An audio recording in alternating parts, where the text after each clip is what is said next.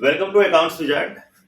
जैसा कि मैंने कहा था कि 6 जुलाई से हमारा कैश फ्लो स्टार्ट होगा, कैश फ्लो स्टेटमेंट। थोड़ी टेक्निकल इश्यूज आ गया था, कुछ कर नहीं पाया और आज फिर कैश फ्लो स्टार्ट कर रहा हूं। चलिए करते हैं स्टार्ट। देखिए, जैसे कि इस चैप्टर का नाम है कैश फ्लो स्टेटमेंट, हमने लिखा कैश फ्लो। अब कैश फ्लो को समझने के लिए हमें समझना पड़ेगा कि AS3 क्या है। AS3 की बात करें तो मैं इसके ज्यादा अंदर नहीं जाऊंगा। AS का मतलब होता है अकाउंटिंग स्टैंडर्ड 3, वो भी रिवाइज्ड। दैट मीन्स कि जो ट्रीटमेंट ऑफ अकाउंटिंग है, जो ये अकाउंटिंग बना है, जो पूरे सब्जेक्ट की बात कर रहा हूं, कोई भी चैप्टर है अकाउंट्स में वो AS के ऊपर बेस्ड होता है, AS3। बट यहाँ पे AS को डिफाइन करने का कोई मतलब नहीं है कि मैं आखिर AS3 में है क्या। ऑब्वियस सी बात है कि आप देख रहे हैं कि AS3 रिवाइज में कैश फ्लो की बात की जा रही है।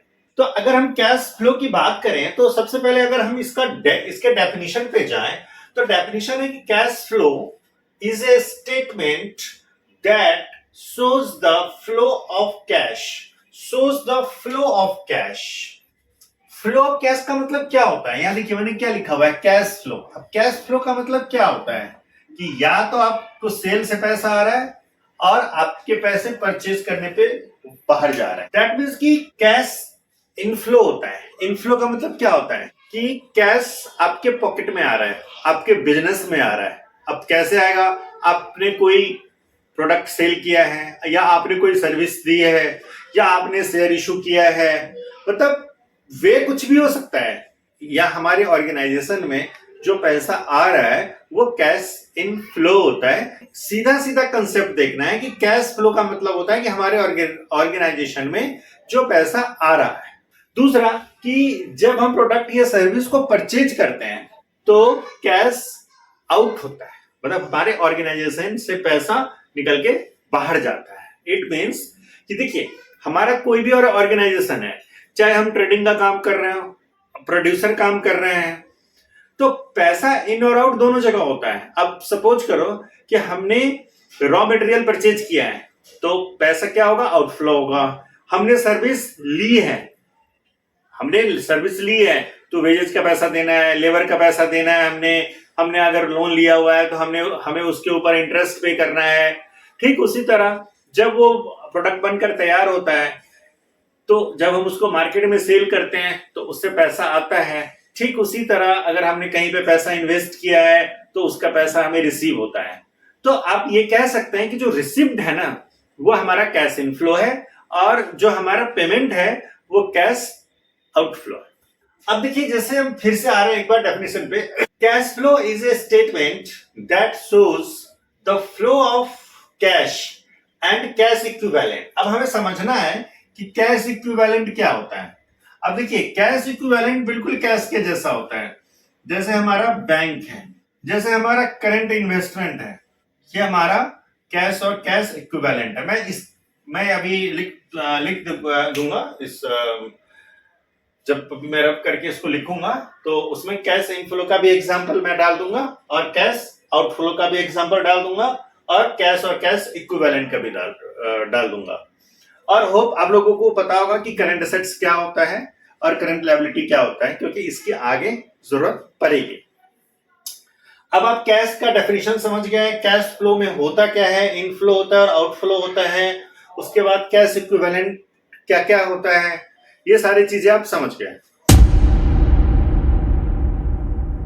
अब समझिए कि कैश फ्लो को पढ़ने के लिए, दैट मींस कि कैश फ्लो को समझने के लिए हमें 3 चीजें समझनी पड़ेगी। पहला ऑपरेटिंग एक्टिविटीज, दूसरा इन्वेस्टिंग एक्टिविटीज और तीसरा फाइनेंसिंग एक्टिविटीज। ये 3 एक्टिविटीज हमें समझना पड़ेगा करने के लिए अगर हम कैश फ्लो का एक फुल फ्लेज क्वेश्चन करेंगे तो। अब थोड़ा सा मैं आपको बता देता हूं। सीबीएसई में ये जो चैप्टर है, सीबीएसई में आपके पेपर में 12th में 8 मार्क्स का आएगा, जिसमें 6 मार्क्स का एक बड़ा क्वेश्चन होता है और एक छोटा सा क्वेश्चन 2 मार्क्स का होगा। हो सकता है थोड़ा बहुत फेवरेट भी हो जाए, उसमें कोई बड़ी बात नहीं है। लेकिन जो 6 मार्क्स का क्वेश्चन होगा उसमें आपको तीनों ही एक्टिविटीज निकालना है। दैट मीन्स कि कैश फ्लो स्टेटमेंट हमें प्रिपेयर करना होगा। चलिए, अभी मैंने आपको समझाया है कि कैश फ्लो क्या होता है, उसका डेफिनेशन, AS3 क्या है, कैश फ्लो में क्या क्या आता है, मतलब टाइप्स ऑफ कैश फ्लो, कौन कौन सी एक्टिविटीज आती हैं। हम देख लेते हैं कैश इनफ्लो होता क्या क्या है और कैश फ्लो, कैश आउटफ्लो क्या होता है। देखिए, सिंपल सी बात है कि जो एक लाइन में इसका आंसर था कि जो पैसा ऑर्गेनाइजेशन में इन हो रहा है और जो पैसा ऑर्गेनाइजेशन से आउट हो रहा है उसको बोलते हैं cash outflow. That means inflow and outflow. अब आपको मैं बता दूं, सबसे पहले हम कैश सेल्स की बात करें, उसके बाद सिंपल सी बात है, दूसरा है कि हमें डेटर से और बीआर से जो पैसे रिसीव होते हैं, आपकी बुक में उसको ट्रेड रिसीवेबल बोला गया है। मैंने आपको रेशियो में भी बोला था कि trade receivable equal to debtor and bills receivable. अब इसी तरह से कई सारे एग्जांपल्स हैं आपके, जैसे आप कहीं से कमीशन रिसीव कर रहे हैं या आप इश्यू ऑफ शेयर्स से पैसा आ रहा है, ठीक है। तो जो भी चीजें आप रिसीव कर रहे हैं वो सारी चीजें मैं एक बार फिर भी आपको सुना देता हूं, आप तो देख लीजिए क्या क्या होता है। सो कैश सेल्स सबसे पहले हमारा, फिर हमारा cash receipt against trade receivable, फिर है cash receipt for commission and royalty, फिर है इंश्योरेंस क्लेम रिसिप्ट, फिर है cash receipt from sale of investment, और उसके बाद है cash receipt from sale of fix assets, cash receipt from securities, loan and advances receipt. तो जितना भी आपने रिसीव देखा है, अभी अगर आप देखेंगे तो सबके सब रिसीव लगा है। अब आइए इसके अपोजिट चलते हैं। वहां पे क्या था, कैश सेल्स, यहाँ पे क्या है, cash purchase, cash paid against trade payable, operating expenses paid, cash purchase of investment, cash purchase of fix assets.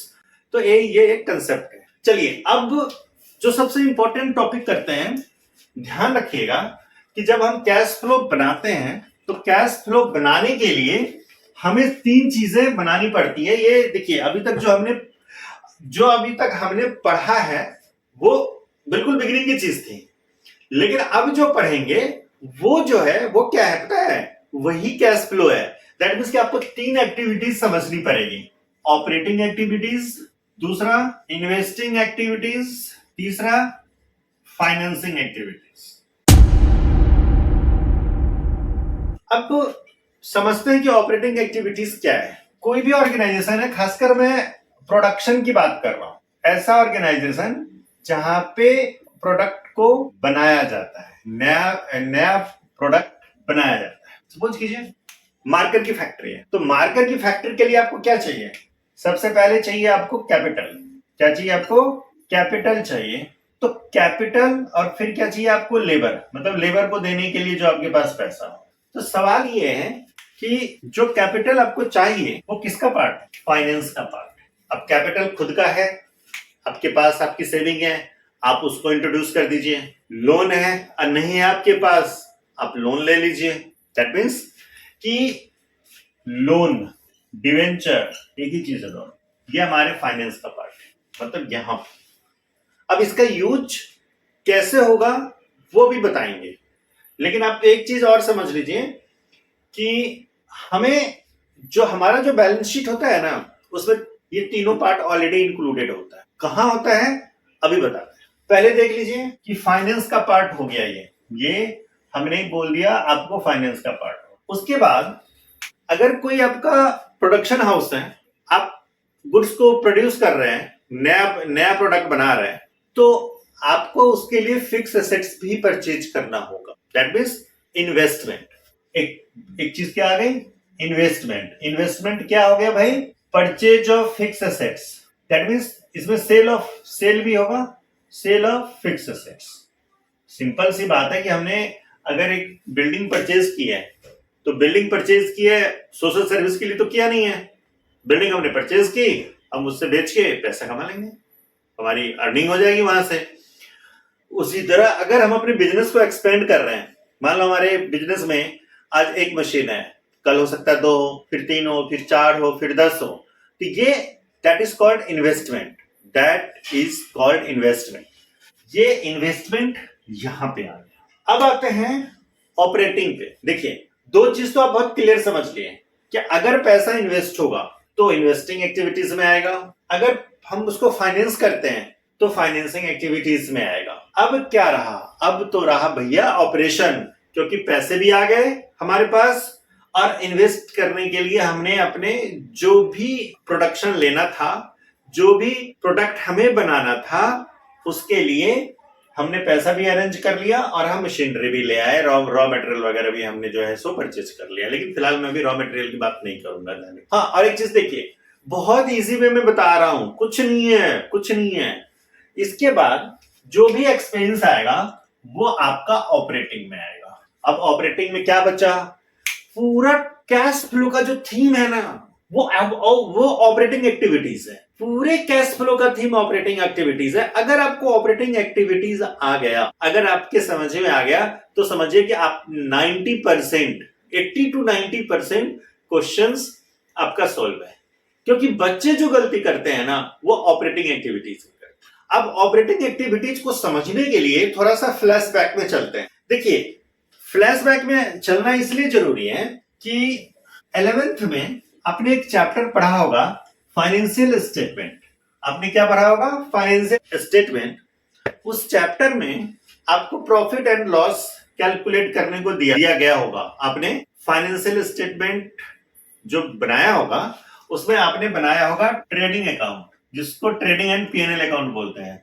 उसके बाद आपने बनाया होगा प्रॉफिट लॉस अकाउंट। जिस बच्चे का ये क्लियर है, उसको ऑपरेटिंग एक्टिविटीज एक क्लास में समझ में आ जाएगा और इतनी कोई टेंशन नहीं होगी। मतलब जब क्वेश्चंस करेंगे हम लोग, तब तो ऑब्वियस ही बात है, क्वेश्चंस में तो दिक्कत आएगा, क्योंकि स्टार्टिंग है और किसी भी चैप्टर का जो स्टार्टिंग होता है थोड़ा सा परेशान तो करता है। तो अगर हम ट्रेडिंग अकाउंट की बात करें और पीएनएल अकाउंट की बात करें, तो आपको याद होगा कि जब हम ट्रेडिंग अकाउंट का क्वेश्चंस कर रहे थे, तो यहाँ पे ये आपका डेबिट साइड है और ये आपका क्रेडिट साइड है। यहाँ पे ग्रॉस प्रॉफिट निकल के बाहर आता था या ग्रॉस लॉस यहाँ पे आता था। फिलहाल हम प्रॉफिट को इज्यूम कर रहे हैं। उसके बाद क्या होता था कि इस ग्रॉस प्रॉफिट को हम यहाँ पे लिखते थे। दैट मीन्स कि ये यहाँ से प्रॉफिट लॉस अकाउंट शुरू हो गया, ये यहाँ पे चला गया।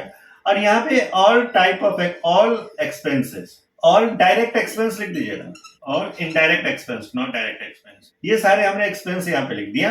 अब यहाँ पे जो आया वो हमारा हो गया नेट प्रॉफिट। दैट मीन्स कि यहाँ पे एक्सपेंस, ये डेबिट साइड है, ये आपका एक्सपेंस हो गया, और ये हमारा इनकम। मान के चलिए कि हमारे पास रेंट रिसिव्ड है, वो हमने लिख दिया, इंटरेस्ट रिसिव्ड है, वो हमने लिख दिया। अब एक चीज समझिए कि एक लेट कर लेते हैं कि इसका टोटल है 5 लाख, और ऑब्वियस सी बात है ये बड़ा साइड है, 5 लाख है। हमारा जो नेट प्रॉफिट आ रहा है वो मान के चलिए 3 लाख आ रहा है, और जो हमारा ग्रॉस प्रॉफिट है वो मान के चलिए कि 4 लाख था। ठीक है, 4 लाख ये हो गया, 50,000 ये, 50,000 ये, टोटल 5 लाख। अब हमें नेट प्रॉफिट हमारे पास गिवन है, इस नेट प्रॉफिट से हमें यहां पे आना है। हमें नेट प्रॉफिट से यहां आना है। अब यहां पे कैसे आए वो समझिए। ये हमारा ग्रॉस प्रॉफिट है, हमने यहां पे लिख दिया। जो भी हमारी इनकम रिसीव है, इनकम रिसीव है, लिख दिया, टोटल कर दिया।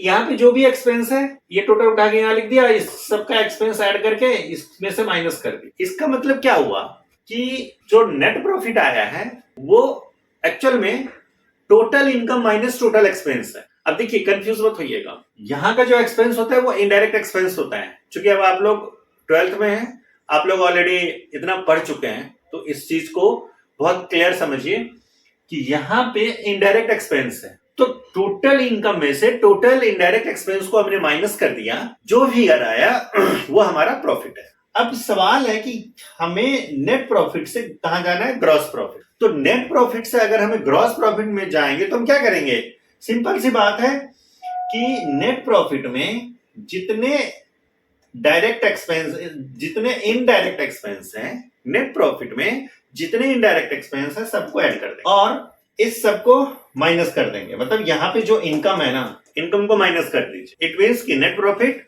Plus indirect expense minus income equal to gross profit. क्योंकि ऑपरेटिंग एक्सपेंस का अगर आप फॉर्मेट देखेंगे तो सबसे पहले यहाँ पे इसके फॉर्मेट है कि लिखा हुआ होगा कि statement showing that is profit and loss. तो ये फिगर आता है।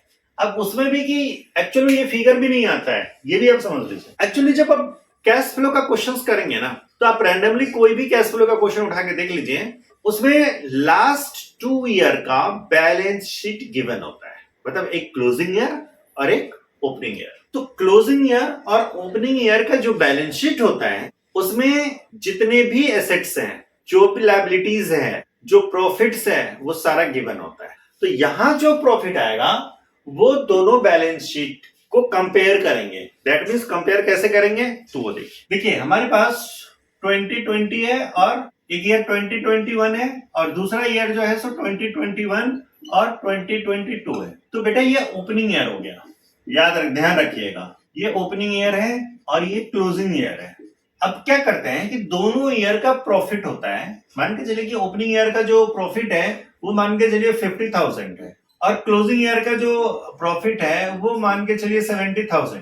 तो जब हम इसको फॉर्मेट में यहाँ पे लिखते हैं statement showing profit that is profit and loss, तो closing year minus opening year, that means closing year और ओपनिंग ईयर की अगर हम प्रॉफिट को माइनस कर दें तो कितना आ जाएगा, 20,000। समझ रहे होंगे आप, मतलब क्लोजिंग, देखिए अभी फॉर्मेट नहीं है ये, बस फॉर्मेट में डालेंगे कैसे वो समझा रहा हूं। Closing year profit minus opening year profit, ठीक है, ये आपका फिगर आ गया। इसके बाद यहाँ पे क्या क्या आएगा वो देखिए, इनकम टैक्स का कंसेप्ट आएगा, प्रोविजन फॉर इनकम टैक्स, उसके बाद डिविडेंड की बात आएगी, ठीक है, जनरल रिजर्व आएगा, ये सारा ऐड करके आपको यहाँ पे। अब इस टॉपिक के बाद, मतलब इसके बाद नॉन कैश आइटम, तो थोड़ा सा इसको समझने के लिए थोड़ा सा रुकते हैं।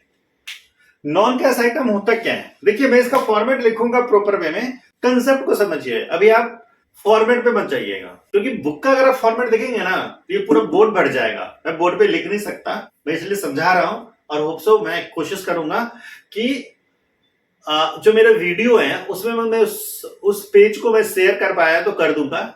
मैं अपनी टीम को बोलूंगा कि कोशिश करें कि वो पेज जो बुक में है उसको एज इट इज वीडियो में शो करें। अब यहाँ पे क्या आएगा, अब यहाँ पे आएगा नॉन कैश आइटम। अब नॉन कैश आइटम होता क्या है आप समझिए। नॉन कैश का एक सबसे अच्छा एग्जांपल है डेप्रिसिएशन। डेप्रिसिएशन क्या होता है, आप सबने 11th में पढ़ा होगा, reduce the value of fixed assets, it reduce the value of fixed assets, मतलब कि फिक्स्ड एसेट्स की वैल्यू जो रिड्यूस होती है ना उसको बोलते हैं डेप्रिसिएशन, ठीक है। एक एग्जांपल ले लीजिए, आपने 2021 में एक कार खरीदी, उस कार की प्राइस थी 40 लाख, आज के टाइम में उस कार की प्राइस कितनी होगी, 35 होगी या 30 होगी, तो बीच का जो डिफरेंस है ना बेटा जी वो डेप्रिसिएशन का है, करेक्ट।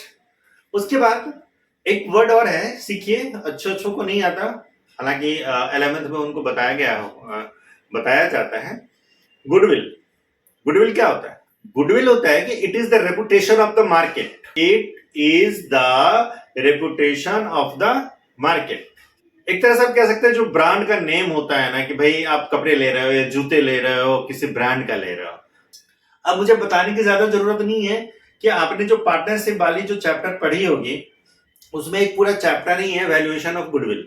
तो वैल्यूएशन ऑफ गुडविल में आपको सिखाया गया होगा कि गुडविल कैसे कैलकुलेट करते हैं, अगर आपने पढ़ लिया होगा तो आएगा कि there are 3 methods to calculate the goodwill. First है एवरेज प्रॉफिट मेथड, दूसरा है सुपर प्रॉफिट मेथड और तीसरा है कैपिटलाइजेशन मेथड। तो सिंपल सी बात है कि जो पहला पॉइंट हमने बोला, जो पहला टाइप्स हमने बोला, वो बोला average profit method. That means कि किसी कंपनी का अगर प्रॉफिट कंसिस्टेंटली इंक्रीज हो रहा है तो इट मींस कि कंपनी की फाइनेंशियल पोजीशन बहुत अच्छी है, जो इसके गुडविल को शो करती है, करेक्ट। तो लेकिन अगर गुडविल यहाँ पे डिक्रीज होगा तो हम उसको भी लेंगे, तो ऐड करेंगे, ऐड डिक्रीज गुडविल, या अमोर्टाइज्ड वर्ड भी यूज कर सकते हैं आप वहां पे उसको। तो ये 2-4 एग्जांपल्स थे नॉन कैश आइटम के।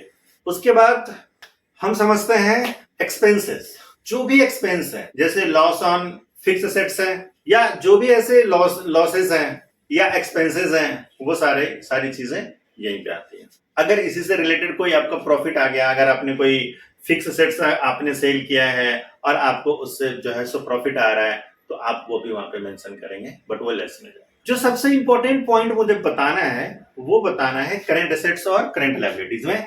देखिए ध्यान से, इसमें बच्चे गलती करते हैं, करंट एसेट्स और करंट लायबिलिटी। देखिए एक बात ध्यान रखिए कि करंट एसेट्स अगर हमारा डिक्रीज होगा तो ऐड होता है, और इसका जो हेडिंग है वो हेडिंग है चेंज इन वर्किंग कैपिटल।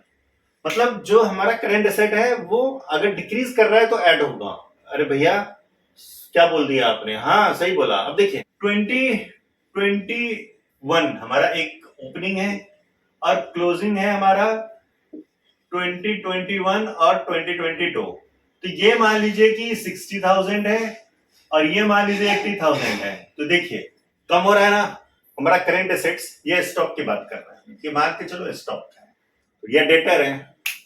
अब करंट एसेट का एग्जांपल, अब एग्जांपल ले लीजिए, स्टॉक है, डेटर है, बिल्स रिसीवेबल है, ठीक है, मार्केटेबल सिक्योरिटीज है। ये हमारा करंट एसेट्स है जो विद इन 12 मंथ्स में कैश होता है। अब देखिए एक बच्चा कह रहा है कि सर ये ऊपर दिख नहीं रहा, चलिए मैं आपको नीचे लिख देता हूं।